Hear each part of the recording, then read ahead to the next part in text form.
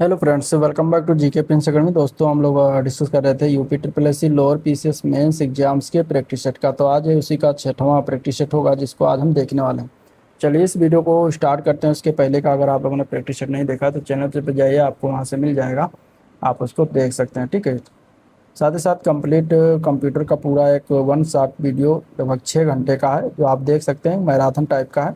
इसमें आपका बहुत सारा चीज़ें जो है रिवीजन हो जाएगा।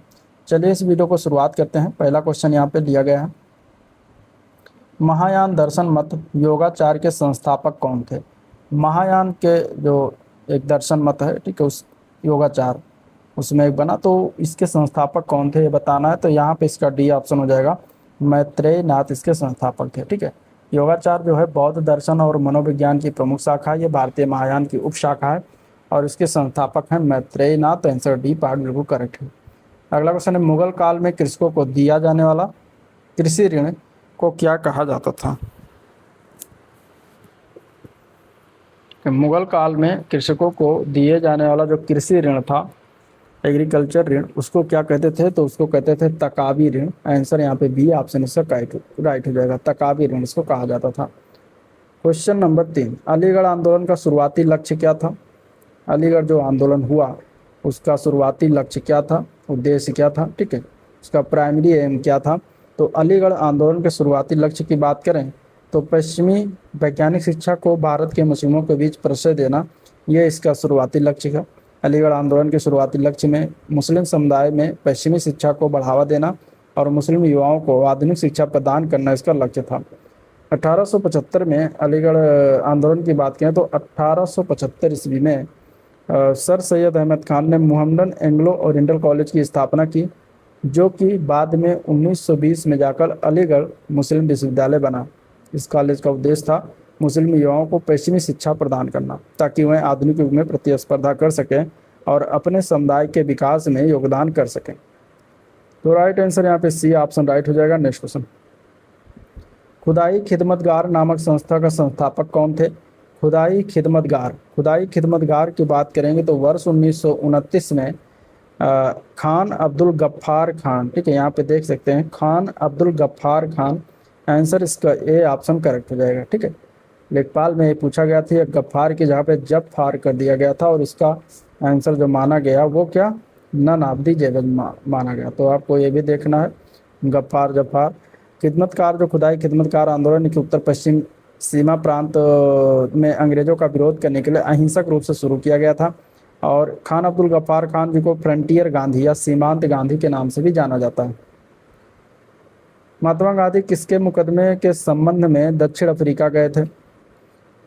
दक्षिण अफ्रीका कब गए थे तो 24 मई का दिन था, सन था 1893, जहां पर इन्होंने दादा अब्दुल्ला झावेरी के कानूनी मामले में शामिल होने के लिए दक्षिण अफ्रीका पहुंचे थे। तो दादा अब्दुल्ला सेठ या दादा अब्दुल्ला झावेरी इनका पूरा नाम है। इनका कानूनी मामला था, इनके मामले में दक्षिण अफ्रीका गए थे और गांधी जी लंदन से प्रशिक्षित वकील होने के साथ साथ गुजराती भी बोलते थे और डरबन स्थित व्यापारी के लिए व्यापारिक वाणिज्यिक विवाद को सुलझाने के लिए कदम सही था। क्वेश्चन नंबर अगला देखते हैं। क्वेश्चन नंबर 6 है, भारतीय संविधान की निम्न में से किस अनुसूची का संबंध अनुसूचित क्षेत्र और अनुसूचित जनजातियों के प्रशासन और नियंत्रण से संबंधित उपबंधों से है। ठीक है, तीसरी अनुसूची, पांचवी अनुसूची, छठवीं अनुसूची, नौवीं अनुसूची, इन सभी अनुसूचियों को आपको ध्यान में रखना होगा। यहाँ पे इसका राइट आंसर हो जाएगा, ये पांचवी अनुसूची से रिलेटेड है। ठीक है, पांचवी अनुसूची में क्या है, संबंधित जो अनुसूचित क्षेत्र है, अनुसूचित जनजाति, उनका प्रशासन और नियंत्रण से संबंधित चीजें पांचवी अनुसूची में बातें कही गई हैं। तो आंसर यहाँ पे क्या है, इसका बी ऑप्शन बिल्कुल राइट है।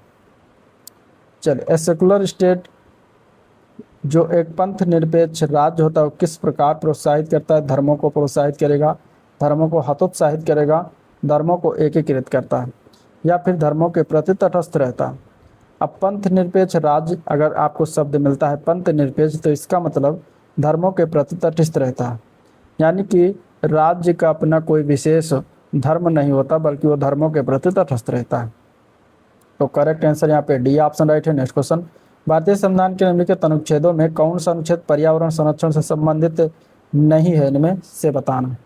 पर्यावरण संबंधित अगर देखें 48 है तो पर्यावरण से ही रिलेटेड है 48 अनुच्छेद। अनुच्छेद दिया गया है 51A का फर्स्ट, अनुच्छेद 51A का जी जो दिया गया ये भी आपका किससे रिलेटेड है, पर्यावरण से ही रिलेटेड है। लेकिन 51A का फर्स्ट जो है या 51AI, इसको आई कहते हैं, 51AI की बात करेंगे तो ये पर्यावरण से संबंधित नहीं है। इसमें प्रावधान है कि भारत के प्रत्येक नागरिक का कर्तव्य है कि वो सार्वजनिक संपत्ति को सुरक्षित रखे और हिंसा से दूर रखे। तो यहाँ पे पर्यावरण से रिलेटेड नहीं है। बाकी 51A में भारत के प्रत्येक नागरिक का कर्तव्य है कि वो प्राकृतिक पर्यावरण को उसकी जिसके अंतर्गत वन्य, झील, नदी और वन्य जीव आते हैं उनका रक्षा करें, संवर्धन करें तथा प्राणी मात्र के प्रति दया भाव रखें। तो करेक्ट आंसर क्या है, नहीं वाला पूछा गया तो बी ऑप्शन इसका बिल्कुल सही हो जाएगा। लोकसभा के अध्यक्ष के दल बदल के आधार पर अनर्हता के प्रश्न का निर्धारण किया जाता है, ठीक है।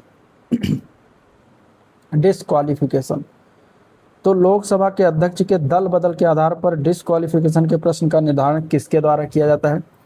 तो जो अनुसूची 10 है, अनुसूची 10 की सूची 6 के परंतु के अनुसार लोकसभा अध्यक्ष के दल बदल के आधार पर अनर्हता के प्रश्न का निर्धारण लोकसभा द्वारा निर्वाचित सदस्य के द्वारा किया जाता है।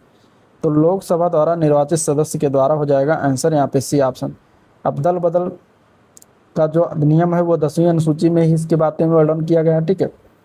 तो यहाँ पे आंसर इसका सी ऑप्शन राइट हो जाएगा। नेक्स्ट क्वेश्चन, भारत के राष्ट्रीय मानवाधिकार आयोग, भारत में राष्ट्रीय मानवाधिकार आयोग की स्थापना किस वर्ष किया गया था? अगला प्रश्न है। भारत में राष्ट्रीय मानवाधिकार की बात करेंगे तो स्वतंत्र वैधानिक संस्था है जिसकी स्थापना मानव अधिकार संरक्षण अधिनियम 1993 के तहत 12 अक्टूबर 1993 को किया गया था। तो सी ऑप्शन इसके लिए राइट हो जाएगा। अगला क्वेश्चन, जब कोरियोलिस प्रभाव दाब प्रवणता बल द्वारा प्रतिभारित हो जाता है तो परिणाम स्वरूप उत्पन्न पवन को जाना जाता है, किस नाम से जाना जाता है? तो उसको कहते हैं भूस्थैतिक पवन, भूस्थैतिक पवन के नाम से जानते हैं। आंसर यहाँ पे सी ऑप्शन इसका राइट है। निम्नलिखित नदियों को पश्चिम से पूर्व में व्यवस्थित करिए, मतलब सबसे पश्चिम में कौन बहती है, इसके बाद उसके बाद फिर पूर्व में, इस तरीके से आपको व्यवस्थित करना है, ठीक है। इस तरीके से आपको होते जाना है। इधर मान लीजिए पूर्व है तो ये हो जाएगा पश्चिम, तो पश्चिम में कौन नदी बहती है, फिर इसके बाद पूर्व, फिर उसके बाद सबसे पूर्व में किस तरीके से बहती है ये हमें क्रम बताना। तो सबसे पश्चिम में चंबल नदी बहती है, इसमें चंबल अगर देखें तो चंबल यहाँ पे हो जाएगा, फिर बेतवा बहती है, फिर केन बहती है, फिर सबसे पूर्व में सोन बहती है। तो यहाँ पे आंसर इसका बी ऑप्शन करेक्ट हो जाएगा। चलिए, भारत का पिट्सबर्ग है किस शहर को कहा जाता है? भारत का पिट्सबर्ग, तो खनिज संपदा में समृद्ध होने के साथ साथ जमशेदपुर को भारत का पिट्सबर्ग भी कहा जाता है। तो जमशेदपुर इसका राइट आंसर हो जाएगा, ठीक है। भारत का पिट्सबर्ग जमशेदपुर को कहते हैं। नेक्स्ट क्वेश्चन, जारवा किसकी प्राचीनतम जनजातियों में से एक है? जारवा की बात करें तो ये अंडमान द्वीप समूह में, अंडमान और निकोबार द्वीप समूह में ये प्राचीनतम जनजातियों में से एक है। तो राइट आंसर यहाँ पे ए पार राइट है। लटकती घाटी स्थलाकृति निम्नलिखित में से किस भू आकृति प्रक्रिया से संबंधित है? लटकती घाटी की बात करेंगे यानी कि हैंगिंग वैलीज कहते हैं, एक किस भू आकृति क्रिया से संबंधित है? तो ये हो जाएगा आपका हिमानी यानी कि ग्लेशियर से संबंधित है। बी ऑप्शन इसके लिए राइट हो जाएगा। लटकती घाटी जो है मुख्य रूप से इसका निर्माण किससे होता है? तो अपरदन क्रिया में भिन्नता के कारण होता है और ये स्थलाकृति हिमानी भू आकृति प्रक्रिया से संबंधित है। आंसर यहाँ पे क्या है? बी पार्ट बिल्कुल राइट है। नेक्स्ट क्वेश्चन, नैनो टेक्नोलॉजी से बने पदार्थों की विशेषता क्या होती है? नैनो टेक्नोलॉजी से बने पदार्थ की विशेषता की बात करेंगे तो क्या होता है? अधिक मजबूती होती है, हल्कापन होता है, उच्च चालकता होता है। तो सभी प्रकार की विशेषताएं हैं। आंसर डी ऑप्शन राइट है। एंटीसेप्टिक और डी इंफेक्टेड के में मुख्य अंतर क्या है? एंटीसेप्टिक और डी इंफेक्टेड में मुख्य अंतर की बात करेंगे तो यहाँ पर इसके लिए अगर हम देखें तो ए पार्ट दिया गया है कि एंटीसेप्टिक जीवित ऊतक पर जो है क्या होता है? प्रयोग होता है। तो बिल्कुल सही। और डिसइंफेक्टेड जो है निर्जीव वस्तु पर, तो ये भी सही हो जाएगा। तो बी, ए व बी दोनों सही है, यहाँ पे यही दोनों अंतर है, ठीक है। अगला क्वेश्चन, भारत में बीटी ब्रिंजाल पर रोक क्यों लगी थी? बीटी ब्रिंजाल, भारत में बीटी ब्रिंजाल पर रोक इसलिए लगाई थी क्योंकि इससे पर्यावरण एवं स्वास्थ्य संबंधी चिंताएं थी, इसलिए जो है इस पर रोक लगाई गई। तो आंसर यहाँ पे ए पार्ट इसका राइट है। क्वेश्चन नंबर 19, थुम्बा में विक्रम साराभाई अंतरिक्ष केंद्र की स्थापना के लिए सबसे महत्वपूर्ण कारण निम्नलिखित में से कौन था? थुम्बा में अगर हम बात करेंगे तो बहुत चुंबकीय विषुवत रेखा पर स्थित है। थुम्बा जो स्थान है वो चुंबकीय भू चुंबकीय विषुवत रेखा पर स्थित है, भूमध्य रेखा पर पड़ता है, इसलिए इसका महत्वपूर्ण कारक यहाँ पे विक्रम साराभाई अंतरिक्ष केंद्र की स्थापना किया गया। सी पार्ट राइट हो जाएगा। निम्न में से कौन सा उपग्रह शैक्षणिक संस्थान उपग्रह? इनमें से शैक्षणिक संस्थान उपग्रह की बात करें तो इसमें से हो जाएगा सत्यभामा सेट। सत्यभामा सेट जो है ये क्या है, एक प्रकार का ये शैक्षिक संस्थान उपग्रह है जो चेन्नई विश्वविद्यालय का उपग्रह है। ठीक है, तो यहाँ पे आंसर इसका डी ऑप्शन करेक्ट। अगले क्वेश्चन की तरफ बढ़ते हैं। क्वेश्चन नंबर 21, आर्थिक विकास में मानव संसाधन का योगदान के संदर्भ में निम्नलिखित कथनों में से कौन सा सही? पहला कथन है कि आर्थिक विकास का जनसंख्या वृद्धि पर प्रभाव, दिए गए कूट पर सही उत्तर का चयन करना, या फिर जनसंख्या वृद्धि का आर्थिक विकास पर प्रभाव। इनमें से कौन सा दोनों में से कथनों में से सही है? तो आर्थिक विकास तथा जनसंख्या परस्पर एक दूसरे को प्रभावित करते हैं। आर्थिक विकास तीव्र होने से जनसंख्या वृद्धि नकारात्मक रूप से प्रभावित होती है और जनसंख्या वृद्धि से आर्थिक विकास नकारात्मक व सकारात्मक दोनों ही तरह से प्रभावित होता है। अतः यहाँ पे दोनों कथन सही है। आंसर हो जाएगा बी ऑप्शन 1 व 2 दोनों। चलिए क्वेश्चन नंबर 22 यहाँ पे दिया गया है कि कृषि विपणन प्रणाली में सुधार के लिए भारत सरकार द्वारा अपनाया गया नीतिगत उपाय क्या है? कृषि विपणन प्रणाली में सुधार के लिए भारत सरकार के द्वारा अपनाया गया नीतिगत उपाय, यहाँ पे अगर देखें तो इसके लिए क्या क्या चीज़ें अपनाएगी, इसमें से एक से ज़्यादा से एमएसपी है, बफर स्टॉक का रख रखाव है, ठीक है, सभी चीज़ें अपनाई गई। अब इसके अलावा अगर हम बात करेंगे सार्वजनिक वितरण प्रणाली यानी पीडीएस के माध्यम से कार्य करती हैं एफसीआई जो है यानी कि भारतीय खाद्य निगम एजेंसी, तो ये भी अपनाई गई। तो एक से अधिक इसमें से आंसर हो जाएगा डी ऑप्शन इसका राइट है। क्वेश्चन नंबर 23, भारत में जिन व्यवसायों का विनियोग 2.5 करोड़ तक तथा कारोबार 10 करोड़ तक है उन्हें किस नाम से जाना जाता है? तो यहाँ पे इसका राइट आंसर क्या हो जाएगा? क्वेश्चन नंबर 23 का सी पार्ट हो जाएगा, माइक्रो एंटरप्राइज यानी कि सूक्ष्म उद्यम के नाम से जाना जाता है। सी ऑप्शन बिल्कुल करेक्ट है। भारत में बैंकों द्वारा प्राथमिक क्षेत्र यानी प्रायोरिटी सेक्टर ऋण दान से तात्पर्य किसको ऋण देने से है? भारत में बैंकों द्वारा प्राथमिक क्षेत्र जो होता है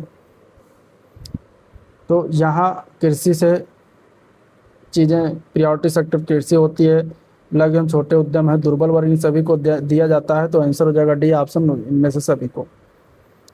नेक्स्ट क्वेश्चन में मिलान करना, ठीक है। तेल शोधक कारखाना दिया गया और स्टेट दिया गया है। तातीपाका तेल शोधक कारखाना जो है किस राज्य में पड़ता है? तो ये पड़ता है तातीपाका आंध्र प्रदेश में। कोयली तेल शोधक कारखाना जो है कहाँ पड़ता है? तो गुजरात में, ठीक है। नागापट्टिनम तेल शोधक कारखाना कहाँ पड़ता है? तो तमिलनाडु में। और नुमालीगढ़ तेल शोधक कारखाना असम में पड़ता है। तो इस प्रकार यहाँ पे इसका राइट आंसर जो है क्या हो जाएगा? बी ऑप्शन राइट हो जाएगा। चलिए, निम्नलिखित वृक्षों में से कौन पारिस्थितिकी मित्र नहीं है? इनमें से बबूल, यूकेलिप्टिस, नीम, पीपल। यहाँ पे यूकेलिप्टिस जो है ये पारिस्थितिक मित्र ना होकर पारिस्थितिक शत्रु होता है। इसको पारिस्थितिकी का क्या कहा जाता है? पारिस्थितिकी का शत्रु कहा जाता है। तो आंसर यहाँ पे क्या है? B option correct. पारिस्थितिकी तंत्र में उच्चतम पोषण स्तर प्राप्त है, किसको प्राप्त है उच्चतम पोषण स्तर? तो शाकाहारी क्या उच्चतम पोषण स्तर पर आता है, मांसाहारी आता है, अपघटक आता है, या फिर सर्वाहारी आता है? तो सर्वाहारी सबसे उच्चतम पोषण स्तर किसको प्राप्त होता है? तो आंसर यहाँ पे डी ऑप्शन से करेक्ट हो जाएगा, ठीक है। सर्वाहारी कौन होते हैं? जो जीव शाकाहारी व मांसाहारी दोनों होते हैं उन्हें सर्वाहारी कहते हैं। सर्वाहारी मुख्यतः मनुष्यों को कहा रखा जाता है सर्वाहारी में, ठीक है। चलिए क्वेश्चन नंबर अगला देखते हैं। क्वेश्चन नंबर नेक्स्ट है 28 नंबर क्वेश्चन, निम्नलिखित में से कौन से राष्ट्रीय उद्यान यूनेस्को द्वारा विश्व विरासत स्थल में घोषित किए गए हैं? पहला दिया गया है कोयला देव राष्ट्रीय उद्यान, सुंदरबन राष्ट्रीय उद्यान, काजीरंगा राष्ट्रीय उद्यान, रणथंभौर राष्ट्रीय उद्यान। यहाँ पे अगर हम देखें तो यूनेस्को द्वारा विश्व विरासत स्थल में घोषित जो किया गया है इनमें से सिर्फ 3 है, चौथा नहीं होगा, ठीक है। रणथंभौर नेशनल पार्क इसमें नहीं है, बाकी 3 हैं ऊपर वाले। तो आंसर यहाँ पे बी ऑप्शन राइट है, ठीक है। बी ऑप्शन इसमें राइट हो जाएगा। अगला क्वेश्चन, डुंगोंग नामक समुद्री जीव जो विलोपन की कगार पर है क्या है? ये क्या है? ये उभयचर है, बोनी फिश है, शार्क है, या फिर स्तनधारी यानी कि मैमल है? तो डुंगोन जो है एक स्तनपायी है यानी स्तनधारी है यानी कि मैमल समुद्री जीव है। तो आंसर डी ऑप्शन। इसको समुद्री गाय के रूप से मुख्य रूप से जाना जाता है। आमतौर पर ये समुद्री घास खाता है और शाकाहारी जानवर है। ठीक है। प्रतिवर्ष 28 मई को विश्व डुंगोंग दिवस भी मनाया जाता है। ये मन्नार की खाड़ी, कच्छ की खाड़ी, अंडमान निकोबार द्वीप समूह में पाया जाता है। ये भी याद रखिएगा। ऑक्सीजन की अनुपस्थिति में दहन की प्रक्रिया या ऑक्सीजन के नियंत्रित वातावरण में जलाई गई सामग्री निम्नलिखित में से किससे संबंधित है? इनमें से तो यहाँ पे इसका राइट आंसर हो जाएगा पायरोलिसिस। यानी कि अगर ऑक्सीजन की अनुपस्थिति में दहन की जो प्रक्रिया होती है ऑक्सीजन के नियंत्रित वातावरण में जलाई गई तो पायरोलिसिस से संबंधित है। ये एक थर्मोकेमिकल अपघटन प्रक्रिया होती है जिसमें कार्बनिक पदार्थों को ऑक्सीजन की अनुपस्थिति में उच्च तापमान पर गर्म किया जाता है। अगला प्रश्न, निम्नलिखित में से कौन आपदा प्रबंधन एवं न्यूनीकरण वैश्विक चुनौतियां हैं? इनमें से ठीक है, आपदा प्रबंधन एवं न्यूनीकरण की वैश्विक चुनौतियों में जलवायु परिवर्तन आती है। ठीक है, और इसमें शहरीकरण भी आता है, असमानता भी आता है, तो सभी चीज़ें आती हैं। आंसर यहाँ पे डी ऑप्शन है उपयुक्त सभी। एसडीआरएफ का गठन करने का अधिकार किसके पास होता है? एसडीआरएफ का गठन जो है ये राज्य सरकार के द्वारा किया जाता है। ए पार्ट इसका करेक्ट हो जाएगा। ठीक है, राज्य सरकार के द्वारा करती है। भूकंप तीव्रता के मर्केली पैमाने पर कितने अंक होते हैं? भूकंप तीव्रता के मर्केली पैमाने पर अगर देखा जाए तो 1 से लेकर 12 तक अंक होता है। आंसर बी ऑप्शन करेक्ट हो जाएगा। भूकंप का अध्ययन क्या कहलाता है? सीस्मोलॉजी कहलाता है, सीस्मोलॉजी। नेक्स्ट क्वेश्चन, पारिस्थितिकीय पतछाप के माप की इकाई क्या है? ठीक है, इकोलॉजिकल फुटप्रिंट के माप की इकाई बताना है। यूनिट ऑफ मेजरिंग यूनिट के क्या होता है ये बताना, तो वो होता है ग्लोबल हेक्टेयर। किस में मापा जाता है? ग्लोबल हेक्टेयर में मापा जाता है। इकोलॉजिकल फुटप्रिंट जो है इसकी अवधारणा का प्रतिपादन कनाडा के पर्यावरणविद है विलियम रीस और मैथियास वाकेर नेगल ने दिया था।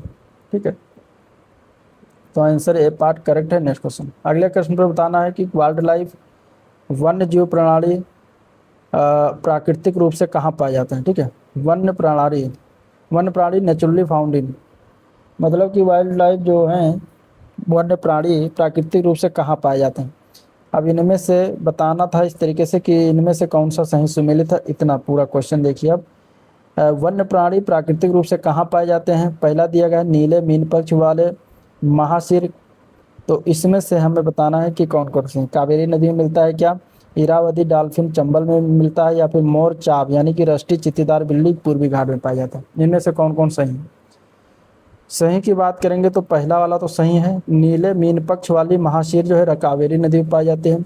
इरावदी डॉल्फिन जो है चंबल नदी में नहीं मिलती, दूसरा गलत हो जाएगा। इरावदी डॉल्फिन जो है ये बंगाल की खाड़ी में पाई जाती है। ठीक है, अब मोर चाप रस्टी भी पूर्वी घाट में पाई जाए, तो 1 और 3 सही है, यानी कि सी पार्ट इसका करेक्ट हो जाएगा। अगले क्वेश्चन की तरफ बढ़ते हैं।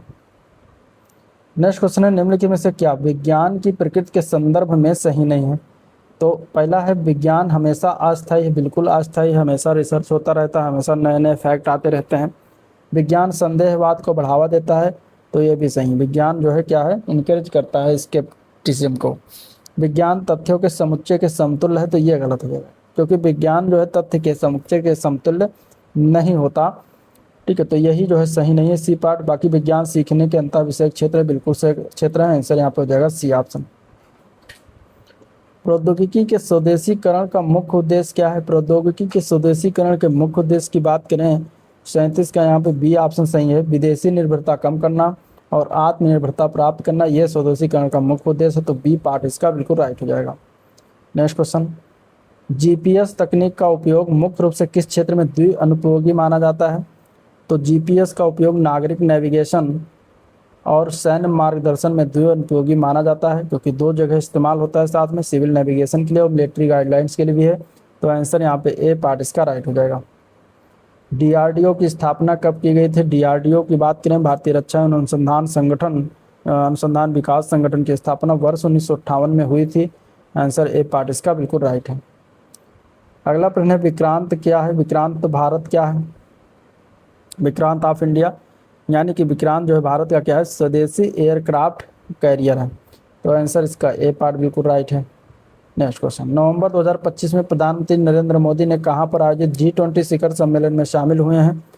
तो ये आयोजन इसका हुआ है दक्षिण अफ्रीका में। 2025 में जो है G20 ग्रुप जो है 20वां राष्ट्रीय अध्यक्ष सरकार शिखर सम्मेलन जोहान्सबर्ग दक्षिण अफ्रीका में आयोजन हुआ। तो आंसर यहाँ पे बी ऑप्शन इसका बिल्कुल राइट है। अगला प्रश्न है, नवंबर 2025 में राष्ट्रीय विधिक सेवा प्राधिकरण यानी नालसा का नया कार्यकारी अध्यक्ष किसे नियुक्त किया गया है? तो उनका नाम है सी पार्ट जस्टिस विक्रम नाथ को नियुक्त किया गया है। आंसर यहाँ पे सी ऑप्शन बिल्कुल राइट है। गोवा में आयोजित फीडे विश्व कप चैंपियन 2025 जीतने वाले सबसे कम उम्र के खिलाड़ी कौन बन गए? तो वह हैं जावो खीर सिंदारोव। ये कहाँ के हैं? ये युवा ग्रैंड मास्टर हैं जावो खीर सिंदारोव जी की। ये उज्बेकिस्तान के हैं। कहाँ के हैं? उज्बेकिस्तान के हैं, जो कि सबसे युवा ग्रैंड मास्टर बन गए हैं। बी पार्ट इसका राइट हो जाएगा। ठीक है, इन्होंने हराया किसको था?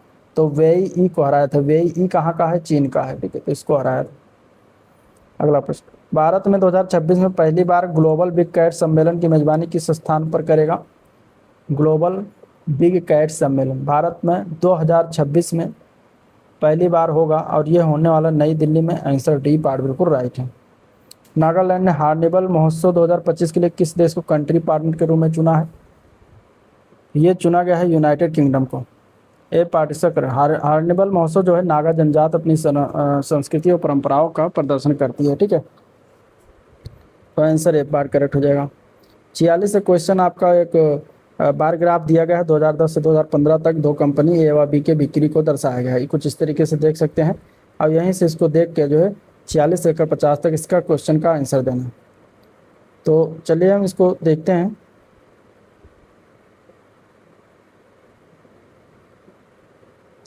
ठीक है, एक मिनट पर पेज ले लेते हैं।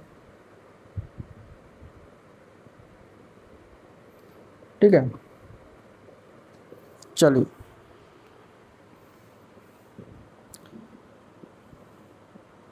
ये बार ग्राफ है जो कि दो कंपनी ए व बी का दर्शाया गया है। इनकी बिक्री कुछ इस तरीके से दर्शाई गई है। यहाँ पे अगर देखें तो ए ये वाला है, ठीक है, और बी जो है ब्लैक कलर में है, ये वाला है। अब पहला यहाँ पे क्वेश्चन 46 नंबर क्वेश्चन देखें। इस बार ग्राफ से दिया गया है कि वर्ष 2010 से 2015 तक के ए कंपनी की जो है बिक्री क्या है, पूरी ए कंपनी की बिक्री क्या है और किसमें औसत बिक्री बताना है क्या है। औसत बिक्री, औसत निकालना है ए कंपनी की। तो ए कंपनी के द्वारा टोटल बिक्री निकाल लेंगे 46। तो 2010 में ए कंपनी के द्वारा जो बिक्री हुआ वह 150 का हुआ। 2011 में 120 करोड़, 2012 में 360 करोड़ और 2013 में जो है 400 करोड़ की बिक्री हुई प्लस 450 और इसके बाद 400 करोड़ की बिक्री 2015 में हुई। अब इन टोटल का अगर हम जोड़ते हैं तो कितना आ जाता है? तो ये आ जाता है 1880 करोड़ टोटल बिक्री हुई है कि। अब इसका अगर हम औसतन निकालते हैं तो कितने सालों में हुआ? 1 2 3 4 5 6 6 सालों में। तो 6 से इसको हम डिवाइड कर देंगे तो हमें औसत पता चल जाएगा। ये आ जाएगा 313.33 करोड़ रुपये। 313.33 करोड़ हो जाएगा, जो कि डी ऑप्शन में दिया गया। यही हमें निकालना था। अगला प्रश्न 47 नंबर क्वेश्चन है कि यहाँ पे हमें बताना है, ठीक है, यहाँ पे हमें बताना है कि जो है 47 नंबर क्वेश्चन, कितने वर्षों के लिए कंपनी ए की बिक्री बी की बिक्री से अधिक, कितने वर्षों के लिए?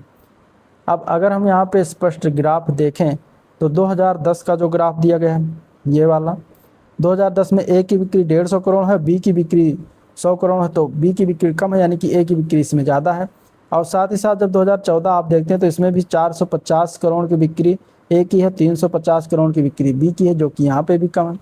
तो बी की बिक्री से 2 वर्षों में दिखाई दे रहा है कि 2 वर्षों में ज़्यादा है। तो आंसर यहाँ पे बी ऑप्शन करेक्ट हो जाएगा इसका, सीधा सीधा 2 वर्ष। ठीक है, चलिए 48 नंबर क्वेश्चन यहाँ पे दिया गया है कि वर्ष 2011 और वर्ष 2012 तक कंपनी बी की बिक्री में प्रतिशत परिवर्तन कितना है? तो अब अगर बार ग्राफ देखें तो 2011 2012 तक कंपनी बी की बिक्री में प्रतिशत परिवर्तन देखना है। तो 2011 में क्या हुआ? 2011 में कंपनी बी की बिक्री कितनी हुई? 2011 में कंपनी बी की बिक्री हुई है 150 करोड़ और 2012 में कंपनी बी की बिक्री कितनी हुई? तो 375 करोड़। ठीक है, तो अब अगर हमें परसेंट निकालना है प्रतिशत परिवर्तन निकालना है तो हम क्या करेंगे, 375 माइनस 150 कर देंगे और बटे 150 डिवाइड कर देंगे, इंटू 100 कर देंगे और इसके बाद इसको सॉल्व करेंगे तो ये आ जाएगा 225 बटे 150 इंटू 100 और इसको सॉल्व करते हैं तो सॉल्व करने के बाद आपका आंसर जो आ जाएगा वो 150% का आ जाएगा और यही हमें ज्ञात करना था जो कि 48 में दिया गया है, तो सी ऑप्शन इसका राइट हो जाएगा। अगले क्वेश्चन की तरफ चलते हैं। 49 नंबर क्वेश्चन है कि वर्ष 2012 में कंपनी ए की बिक्री और वर्ष 2015 में कंपनी बी की बिक्री के मध्य अंतर क्या है। तो ए और बी के 2012 और 15 का कंपैरिजन करते हैं। 2012 में अगर हम देखें यहाँ तो कंपनी ए की बिक्री पूछा गया 2012 में, आप देख पा रहे होंगे तो ये है 360, ठीक है। और 2015 में कंपनी बी की बिक्री तो यहाँ पे देख पा रहे हो 500 करोड़, ये 500 है, ठीक है। अब इनका अंतर तो हमें इसमें घटा देंगे, बस अंतर पता चल जाएगा 140 करोड़ का अंतर, ठीक है। तो यहाँ पे आंसर हो जाएगा 140 करोड़, जो कि यही आंसर हो जाएगा जो कि बी पार्ट में दिया गया। अब इसी प्रकार क्वेश्चन नंबर 50 है कि 2010 से 2015 तक बी कंपनी का औसत करोड़ में क्या होगा। तो अब औसत निकालना है, यानी कि आप सभी बी कंपनी का जितना भी है ये आप जोड़िएगा और इसके बाद उतना डिवाइड। बी कंपनी का ब्लैक वाला होगा, ठीक है, ये 100 करोड़ है, ये 150 करोड़ है, 375, ये 400, 350 और ये 500 करोड़। इन सभी को जोड़िएगा और जैसे 46 नंबर क्वेश्चन में 6 से डिवाइड करा था वैसे 6 से डिवाइड करेगा तो आपको औसत पता चल जाएगा। हम चलते हैं अगले की तरफ, आपको ये करना है।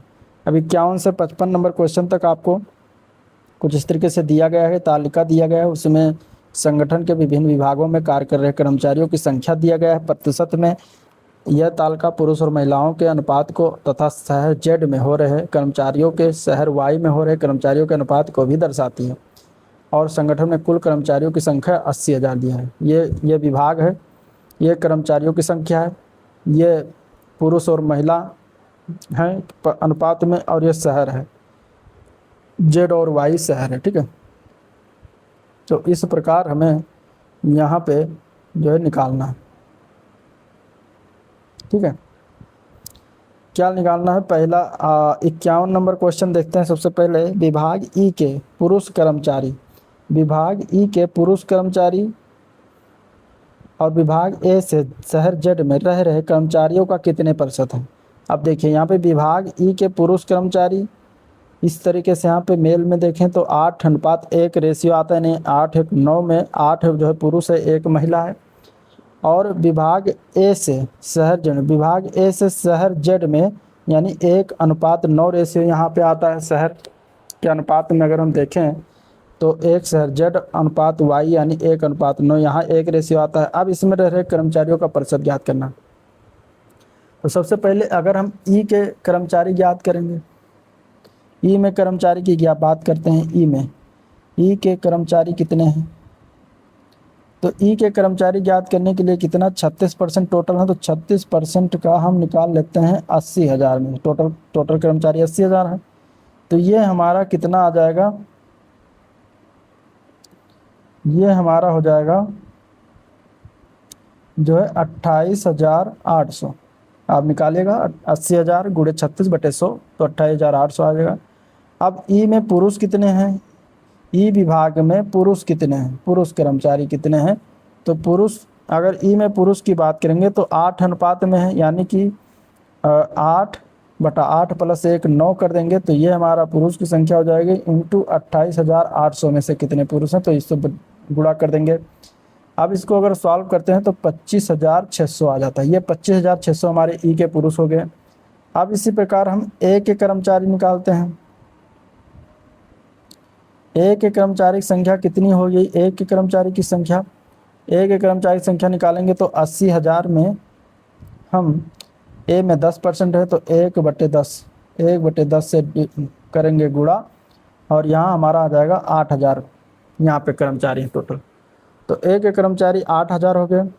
तो अब ए में जो जेड शहर हैं वो कितने होंगे, जेड शहर में कितने होंगे। तो जेड शहर की अगर बात करेंगे यहाँ पे तो 1/9 यानी कि 1/10, 1/1 + 9 ये इतने शहर जेड में है, तो इंटू 8,000 में से कितने लोग होंगे, तो इतने लोग हो जाएंगे, तो यानी कि 1/9 1/10 इंटू 8,000 मतलब 800 लोग जो है शहर जेड में हो गए। तो अब हमें परसेंटेज इनका ज्ञात करना है, तो 25,600 का बटे किससे, जेड शहर का, तो 800 है, इंटू 100 कर देंगे। सॉल्व करेंगे तो ये हमारा वैल्यू कितना आ जाएगा, 3200%। ठीक है, सॉल्व करिएगा 3200% आएगा, और यहाँ पे आंसर इसका जो है सी ऑप्शन हो जाएगा। ठीक है, चलिए क्वेश्चन नंबर अगला देखते हैं। क्वेश्चन नंबर अगला है कि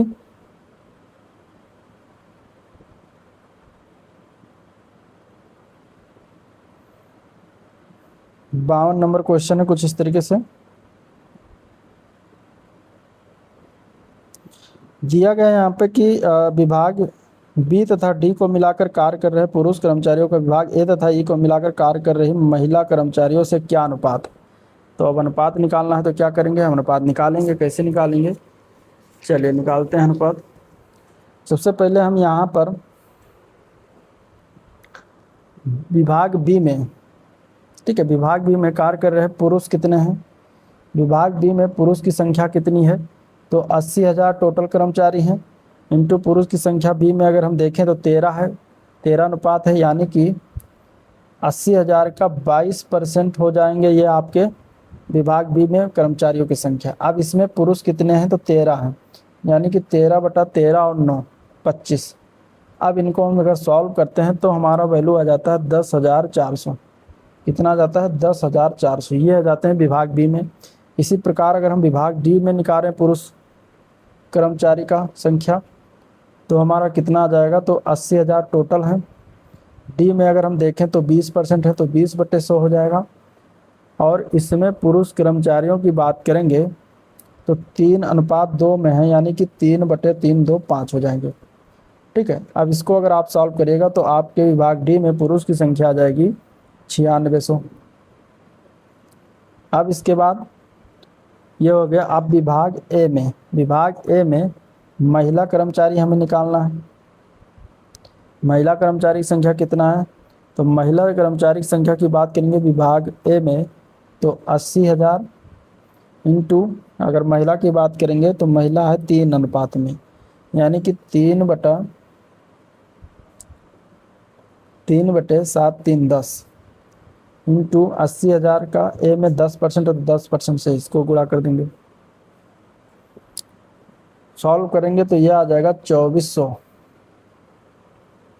अब इसके बाद विभाग ई में निकालना है महिला की संख्या कार्य कर रही, तो 80,000 इंटू विभाग ई में 36% और 36/100 इंटू महिला के अगर अनुपात देखें तो 8:1 है, यानी कि 1/8 1 9 हो जाएगा।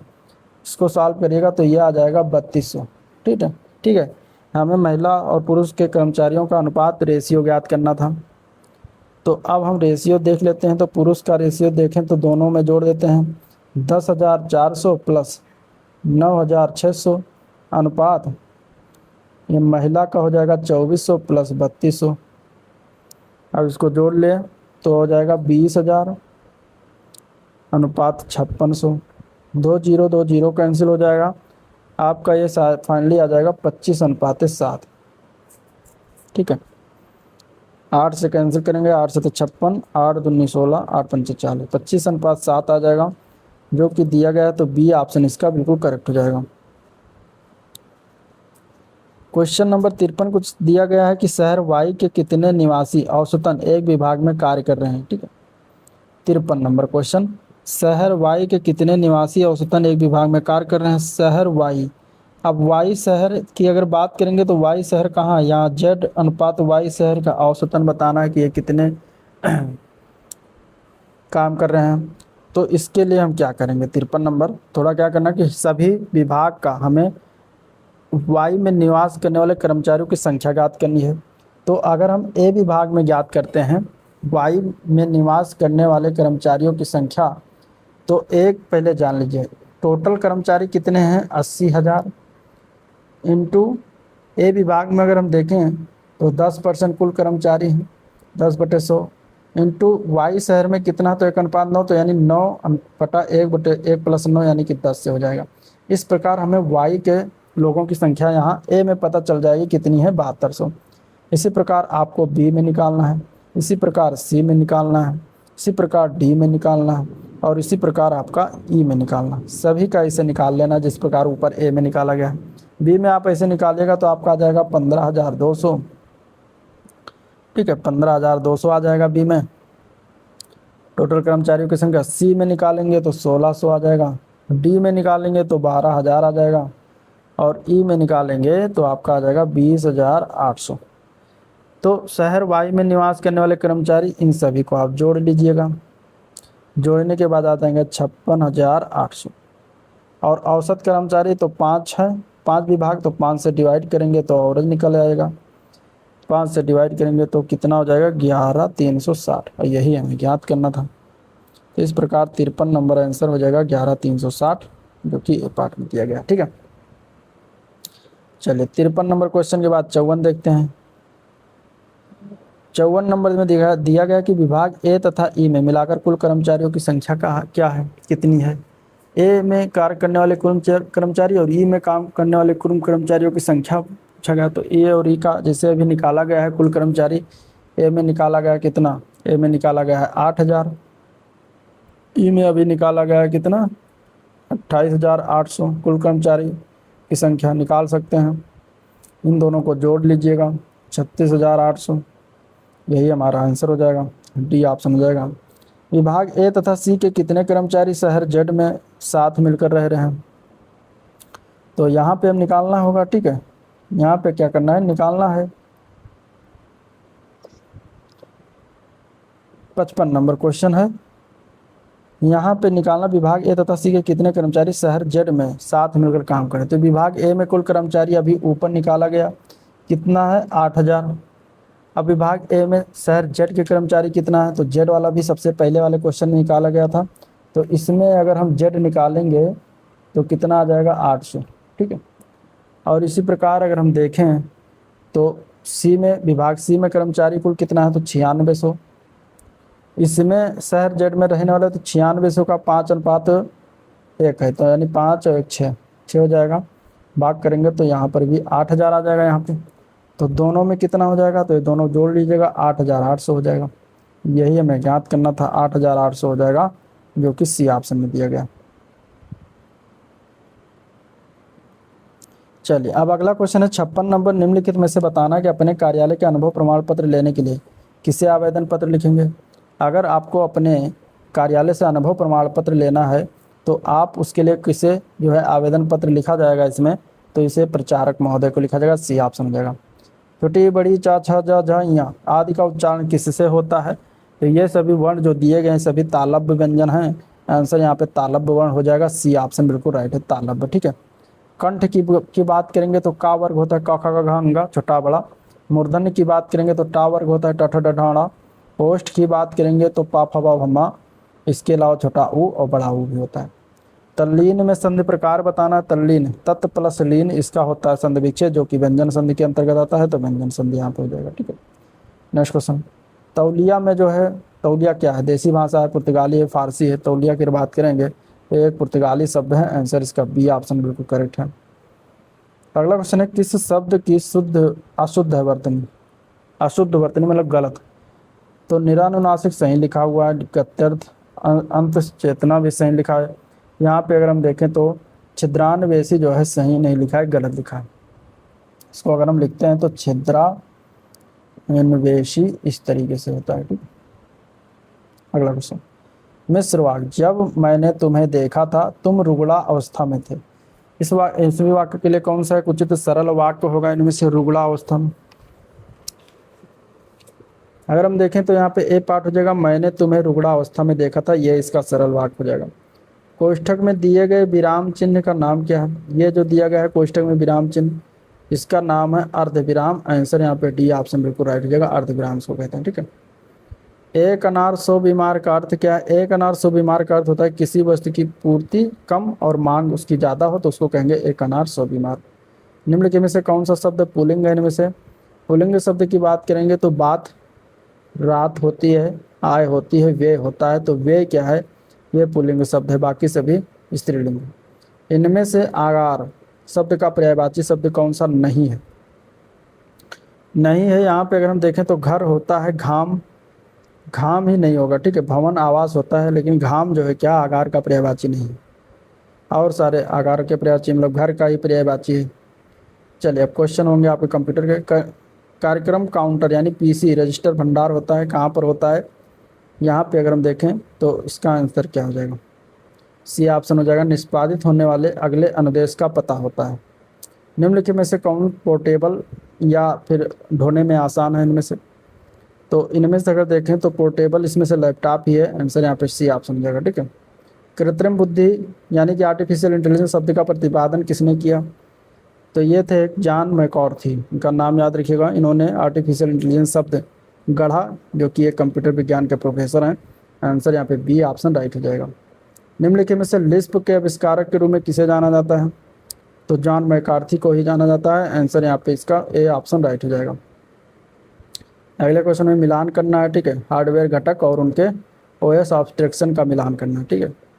यहाँ पे अगर हम देखें तो थ्रेड है, थ्रेड को सीपीयू द्वारा नियंत्रित किया जाता है, तो ये ए का हो जाएगा 3। वर्चुअल एड्रेस स्पेस है, वर्चुअल एड्रेस स्पेस जो होता है ये क्या होता है? वर्चुअल मेमोरी का एक एड्रेस होता है, जिसे एक प्रक्रिया द्वारा इसे उपयोग किया जाता है, मेमोरी मैनेजमेंट से जुड़ा हुआ है, तो ये हो जाएगा आपका memory. File system, file system की बात करें तो फाइल सिस्टम का उपयोग डिस्क प्रबंधन के लिए करा जाता है, तो ये हो जाएगा। और सिग्नल जो होता है ये आपका पहला हो जाएगा इंटरप्ट। सिग्नल, इंटरप्ट क्या है? एक प्रकार का सिग्नल है, संकेत। तो आंसर यहाँ पे इसके लिए सी ऑप्शन बिल्कुल राइट। निम्नांकित में से किस प्रकार का सॉफ्टवेयर अभियांत्रिकी उत्पाद और तंत्रों पर नियंत्रण और निगरानी एवं आंकड़ा प्रकलन प्रदान करता है? तो यह करता है फर्मवेयर की बात। आंसर यहाँ पे बी ऑप्शन करेक्ट है। सूचना प्रौद्योगिकी में एनआईयू का अर्थ क्या है? एनआईयू का मतलब होता है नेटवर्क इंटरफेस यूनिट। आंसर इसका बी ऑप्शन राइट हो जाएगा। अगला प्रश्न, सीजीआई का फुल फॉर्म क्या है? सीजीआई का तात्पर्य कॉमन गेटवे इंटरफेस होता है, इसका full form common gateway interface, जो कि सी ऑप्शन में दिया गया, तो सी ऑप्शन इसका राइट हो जाएगा। इनमें से कौन सा वर्ड में एक डिफ़ॉल्ट टैब स्टॉप है? इसमें से डिफ़ॉल्ट टैब स्टॉप की बात करेंगे तो लेफ्ट होता है। आंसर यहाँ पे सी ऑप्शन राइट हो जाएगा, ठीक है। चलिए, कंट्रोल+D कुंजिया की दबाने से एमएस वर्ड में कौन सा डायलॉग बॉक्स ओपन होता है? तो कंट्रोल+D जब दबाएंगे तो इसके लिए आपका जो है फॉन्ट डायलॉग बॉक्स ओपन होगा। आंसर यहाँ पे और डी ऑप्शन राइट है। निम्नलिखित विकल्पों में से कौन माइक्रोसॉफ्ट वर्ड फाइल एक्सटेंशन है? माइक्रोसॉफ्ट वर्ड फाइल एक्सटेंशन इसमें की बात करें .docx है। आंसर यहाँ पे बी ऑप्शन करेक्ट है। एमएस एक्सेल फाइल को क्या कहा जाता है? तो इसको हम कहते हैं वर्कशीट, ठीक है। वर्कबुक कहते हैं, सॉरी, वर्कबुक एमएस एक्सेल के फाइल को कहा जाता है। तो आंसर क्या है? डी पार्ट बिल्कुल राइट है। इनमें से कौन सा एक सर्च इंजन नहीं है? अगला प्रश्न है, सर्च इंजन इनमें से कौन सा एक नहीं है? Question number 78। तो याहू सर्च इंजन होता है, गूगल भी है, बिंग भी है, लेकिन इंस्टाग्राम जो है सर्च इंजन नहीं होता, तो इंस्टाग्राम हो जाएगा। बायोस का फुल फॉर्म पूछा गया है, बायोस का फुल फॉर्म क्या होता है? तो बेसिक इनपुट आउटपुट सिस्टम होता है, जो कि यहाँ पे दिया गया है C option, basic input output system. Software का प्राथमिक उद्देश्य डेटा को किस में बदलना होता है? सॉफ्टवेयर का प्राथमिक उद्देश्य डेटा को इंफॉर्मेशन में बदलना होता है, सूचना में बदलना होता है। मतलब डेटा है उसको सॉफ्टवेयर में जाता है, फिर वो इंफॉर्मेशन में चेंज कर देता है, तो बी ऑप्शन इसका राइट है। अब क्वेश्चन है UP special 81 number question, Uttar Pradesh राज्य विद्युत उत्पादन निगम लिमिटेड का गठन किस अधिनियम के तहत और कब किया गया? तो उत्तर प्रदेश राज्य विद्युत उत्पादन निगम लिमिटेड का गठन कंपनी अधिनियम 1956 के तहत 25 अगस्त 1980 में किया गया था, जो कि किसी भी ऑप्शन में नहीं दिया गया, तो ई ऑप्शन इसका सही हो जाएगा। चलिए नेक्स्ट क्वेश्चन, उत्तर प्रदेश जनसंख्या नियंत्रण स्थिरीकरण एवं कल्याण विधेयक 2021 का प्राथमिक उद्देश्य क्या है?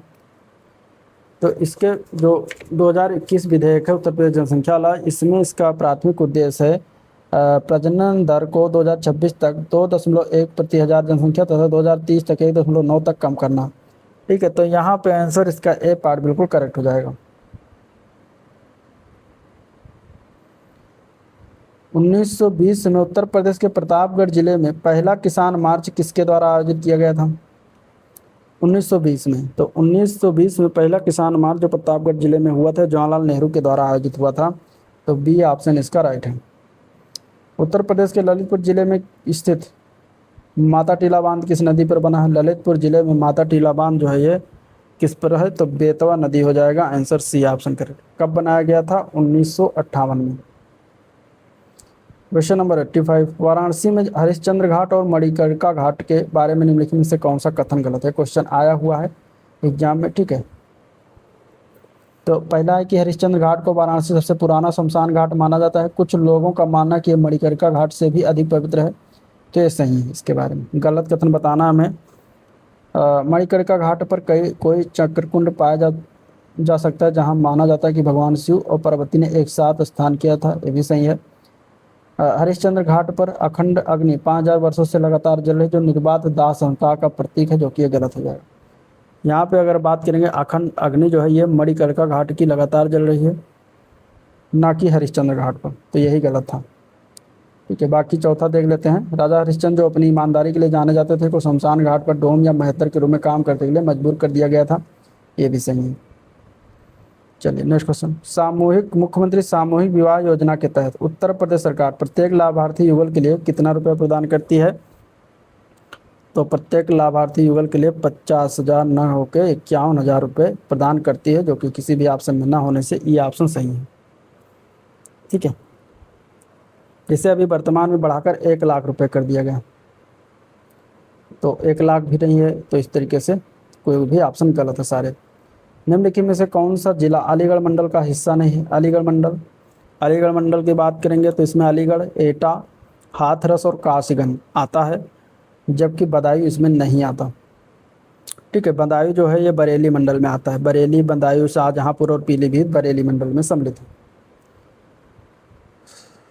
तुलसीदास ने रामचरित की रचना विक्रम संवत कहाँ से लेकर कब तक को शुरू की, जिस दिन को भगवान राम के जन्मदिन के रूप में मनाया जाता है? तो ये किया गया था सन 1631 में, विक्रम संवत 1631 में रामनवमी के दिन शुरुआत हुआ था। तो आंसर क्या है? D option. रामचरितमानस कितने खंडों में विभक्त है? तो 7 कांडों में विभक्त है। जनगणना 2011 के अनुसार उत्तर प्रदेश की कुल जनसंख्या में पुरुषों का प्रतिशत कितना था?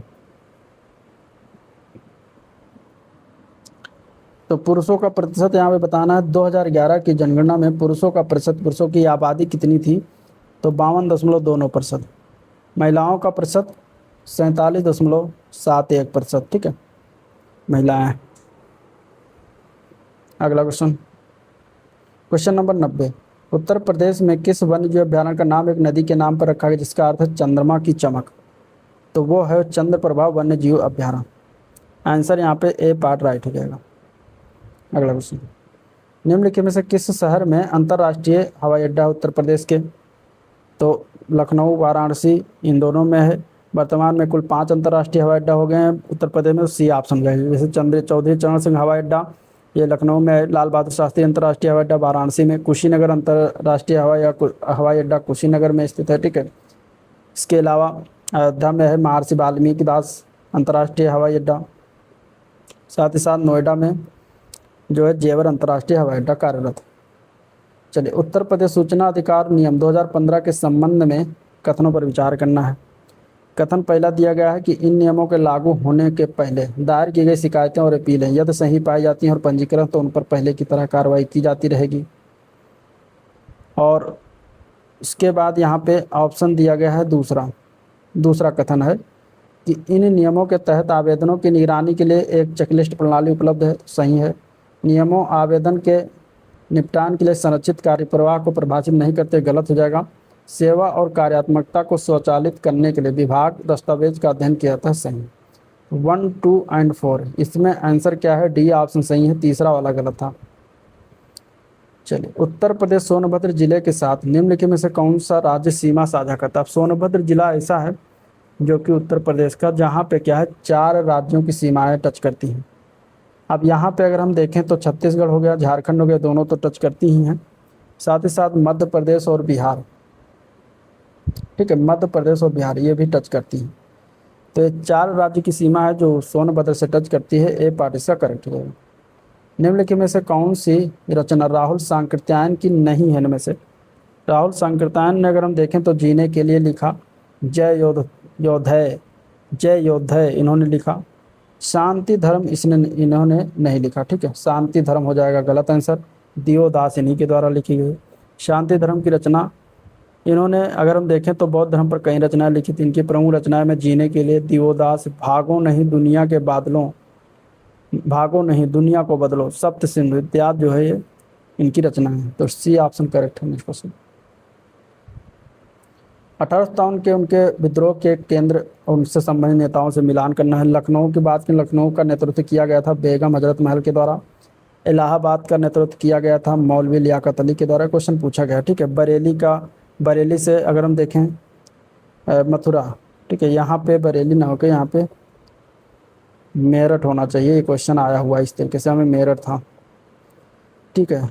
तो मेरठ का जो है यहाँ पे अगर हम देखें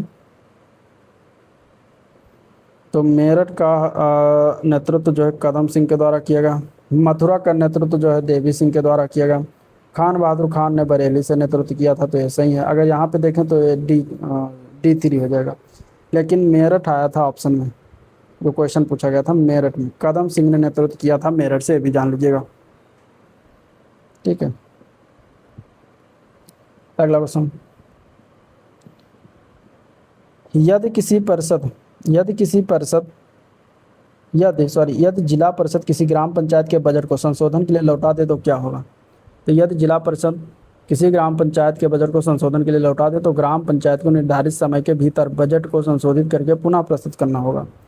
तो आंसर यहाँ पे डी ऑप्शन इसका राइट। अगला क्वेश्चन है, मिर्जा गालिब और फिराक गोरखपुरी किससे जुड़ी व्यक्तित्व हैं? तो ये दोनों की बात करेंगे तो दोनों गजल गायक हैं। आंसर यहाँ पे डी ऑप्शन इसका राइट हो जाएगा, गजल। अगला क्वेश्चन, उत्तर प्रदेश कृषि उत्पादन मंडी द्वितीय संशोधन विधेयक 2020 की धारा 7A में संशोधन के अनुसार मंडी शुल्क का अधिकतम प्रतिशत कितना है जो मंडी उपयार्ड के मालिक लाइसेंसधारी उपयोगकर्ता शुल्क के रूप में एकत्रित करते हैं? तो इसका आंसर यहाँ पे ई ऑप्शन जाएगा, उपयुक्त में से कोई नहीं, क्योंकि ये सभी जो नियम है इसमें कितना है, अधिकतम 25% दिया गया है। 25% लगाते हैं, एकत्रित करते हैं, जो कि ऑप्शन में ना होने से उपयुक्त में से कोई नहीं होगा, ठीक है। अगला क्वेश्चन नंबर 99, उत्तर प्रदेश सरकार के प्रमुख कार्यक्रम के तहत MSME पर विशेष ध्यान दिया गया। इनमें से कौन से किसके अंतर्गत ध्यान दिया गया? तो वो था वन डिस्ट्रिक्ट वन प्रोडक्ट के अंतर्गत, जो कि 24 जनवरी 2018 को शुरुआत किया गया था। यहाँ पे आंसर ए पार्ट करेक्ट हो जाएगा। नेक्स्ट क्वेश्चन है, उत्तर प्रदेश राज्य की 18वीं विधानसभा के अध्यक्ष के रूप में सर्वसम्मति से किसे चुना गया? उनका नाम क्या है? तो उनका नाम है सतीश महाना। सतीश महाना है। इनमें ऑप्शन नहीं होने की वजह से ई ऑप्शन सही, उपयुक्त में से कोई नहीं। तो ये था ओवरऑल वीडियो जिसको हम लोगों ने देखा। जैसे कि अगर पसंद आया तो लाइक करिए, चैनल को सब्सक्राइब नहीं सब्सक्राइब कीजिएगा, साथ ही साथ शेयर भी कीजिएगा। और आज का वीडियो में पर एंड करते हैं, मिलते हैं इसके नेक्स्ट प्रैक्टिस सेट में, तब तक के लिए थैंक